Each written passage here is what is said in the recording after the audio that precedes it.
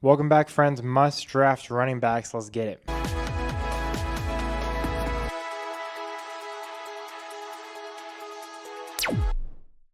Welcome back, friends. Like I said, getting into some running backs I will be drafting this year. Maybe all five, maybe not. Let's go. Up first, I don't get why he's so low. He's going at RB 18-ish in that range. It's Javonte Williams. He had 4.8 yards per carry last year. And last year he finished as RB 11. Now, he's not obviously going to get to like the Jahmyr Gibbs, Bijan range, but he's still in a good offense. He's on a good team, and he's still a good running back. He's still the guy. People say he didn't catch passes. He had 3.2 targets a game, which puts him in the top 15. And Dallas was top 10 in targets to running backs last year as a team. He had 13 touchdowns last year. He is the goal line guy here. He was 5th in the NFL at running back in carries inside the 20, 6th at carries inside the 10, and he was top 5 in targets inside the 10-yard line at running back. So he's on the field. He's getting the work. It's pretty slam dunk for me, honestly. This year he has the 7th easiest running back schedule. Still has Dak. Still has this high-powered offense. They're going to score in bunches. Give me Javonte. Up next, this is where I lose some people. He's going as RB 38 in that 38 to 40 range. JCM, Ja'Cory Krosky Merritt. Now, last year he finished at RB 42 in fantasy points per game. You say, why would I draft him if he barely got that last year? They added Rachaad White, and a lot of this is eye test for me. If you've seen Rachaad White run the ball, he had 4 rushing touchdowns last year, but he doesn't exactly scream explosiveness. Now, White's going to pass block. He's going to be on the field. I'm not saying that. But in this committee, I think the one who gets a lot of the rushing work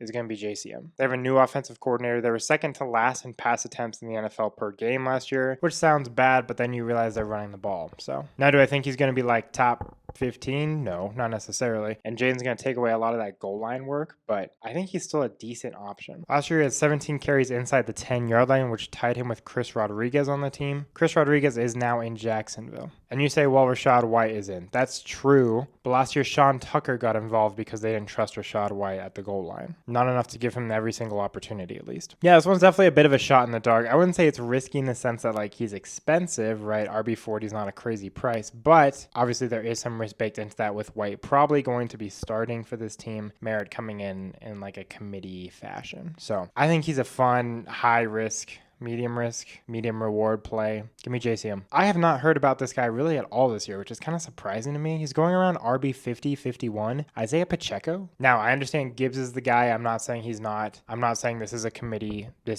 I don't even think that at this point. Last year, Montgomery had a 37% snap share. This is a handcuff, right? I don't think Pacheco will hit 37%. Maybe like 32 or 30-70. But he's a glorified handcuff. Why I like him is because I could see him getting some goal line work. The Lions have the easiest running back schedule of anyone in the NFL next year. And his injuries last year, which he's now hopefully recovered from. Last year, Pacheco fractured his tibia. I remember that because I had him on my team, which sucked. That takes 3 to 6 months to fully recover from. Let me put on my hat. My doctor hat. Now, he did come back early. I would argue he didn't come back 100%. I think he's going to be more explosive than last year. I think he's going to be a better rusher than last year now that he's healed. He's on a better rushing team. This team spreads the ball out. You could argue that the Chiefs are not as good of an offense as the Lions.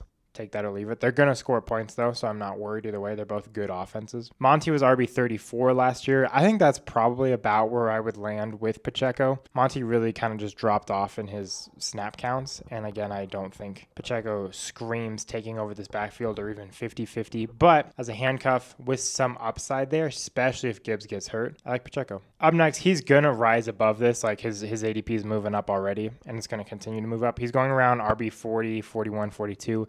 Darian Price in Seattle. He's a rookie. I understand that's always a little scary, but he has the 4th easiest running back schedule. Zach Charbonnet, we will see if he comes back for week 1. He might not. Even if he does, though, coming off that torn ACL, there's a ramp-up period for that. So for at least the first 4 to 8 weeks, I really, really like Price. He's been getting a lot of the first team reps in camp, which is always fun to see. With Charbonnet being out, that's 11 touchdowns available and 45 red zone attempt touches. That doesn't even include Kenneth Walker's that we're missing, and now that he's gone. So Kenneth Walker is gone. Charbonnet might come back. He might not right away. If Sharp doesn't come come back right away, there's a lot of opportunity there. And even if he does, I don't think they're going to put Charbonnet in above where he was last year. Like, they're not screaming that they're going to put him in 60% of the time. There is Emmanuel Wilson and George Halani. Wilson played 31% of the snaps in Green Bay last year. Halani played 14% with Seattle. So it is a little bit of a gross timeshare, but I think once they get into week 3 or 4 and they see that these guys are not as good as Price, I think they're going to have to play him.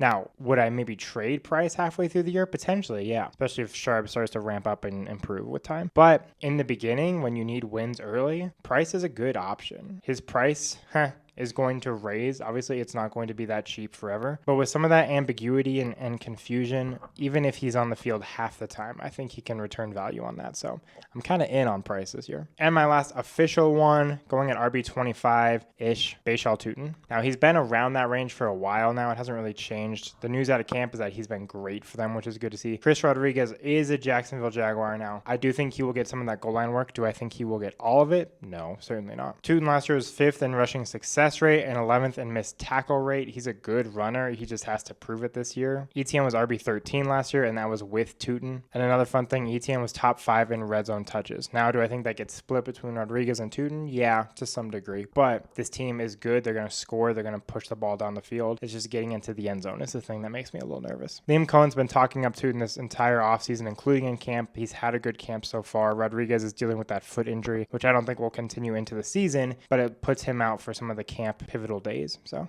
I'm not super worried about Rodriguez. He also had one game above 14 fantasy points last year. He caught, I think, 1 pass last year on like 3 targets or something like that. Something disgusting. So Tutin is going to be the main backfield guy here. Let's jump to the crazy pick.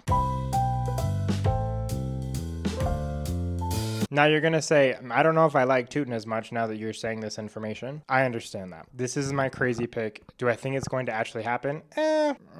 Probably not. But if you want someone to throw a dart at and just pick off for free, you don't have to draft him. Obviously, if there's injuries or something crazy, you would like him even more. But as standalone value as is, LaQuint Allen, he's going around RB88. He'll be in his 2nd year now. There's no more ETN. I understand Chris Rodriguez is the number 2. I'm not saying he's going to overtake that. He's a good pass blocker. He's good at catching. He had over 100 catches in college. The thing that is intriguing to me is that Allen played more snaps than Tutin last year, and he also had more catches than him. So should I be lower on Tutin? Maybe. And Chris Rodriguez has 6 career catches. Now, Allen will not get the goal line work. I'm not saying he will. Now, you say, why not just take Chris Rodriguez, right? He's the number 2 here. He's going around the 40s, RB 43, 44, something like that. The problem with Rodriguez is that you're hoping for a touchdown. And like I said, he had 1 game above 14 fantasy points last year. He can get into the end zone. It's not that he can't, but you're hoping that he gets the snaps and he gets into the end zone and that Lawrence doesn't rush it in from like the 1-yard line, which he did over 50% of the time last year. So give me Allen, who could get 4 catches a game, versus Rodriguez, who might fall into the end zone once. Now, does that scare me off Tutin a little bit? Yeah, even though I literally just said him. But do I actually think this will happen? Probably not. I still think Tutin is the guy. But if there's an injury, or if they just decide to give Tutin a break because he's a smaller size back, Allen is intriguing to me. Do I trust it? Certainly not. But it's kind of fun, so we'll see what happens. Anyway, thanks for watching to the end, guys. Appreciate y'all. Next week, we're doing wide receiver. We will get to it soon. Peace out.